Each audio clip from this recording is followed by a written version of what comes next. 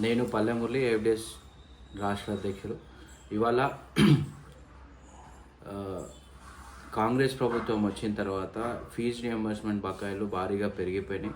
గతంలో కాంగ్రెస్ ప్రభుత్వం రాకముందు అప్పటికే 5,833 కోట్లు ఉన్నటువంటి ఫీజు రియంబర్స్మెంట్ పెండింగ్స్ ఇవన్నీ కూడా విద్యార్థులను చాలా ఇబ్బందులకు గురి చేస్తూ ఉన్నది టీఆర్ఎస్ ప్రభుత్వం.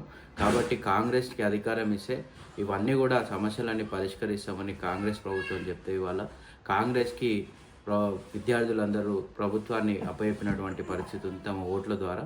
అయినా కానీ ఇవాళ 2 సంవత్సరాలు గడిచి మూడో సంవత్సరాలు దాదాపు దగ్గరకు వస్తున్నప్పటికీ కూడా దాదాపు సుమారు 9,000 కోట్ల రూపాయల ఫీజు రియంబర్స్మెంట్ పెండింగ్ పెట్టడం అనేది జరుగుతూ ఉంది.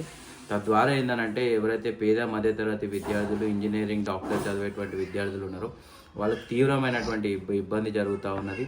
కావున ఈ యొక్క ప్రభుత్వం వెంటనే ఈ ఫీజు రియంబర్స్మెంట్ను విడుదల చేయాలి. లేని పక్షంలో ఏఎఫ్డిఎస్ రాష్ట్ర కమిటీ పక్షాన పెద్ద ఎత్తున ఆందోళన కార్యక్రమాలు చేపడతామని ప్రభుత్వాన్ని హెచ్చరిస్తా ఉన్నాం.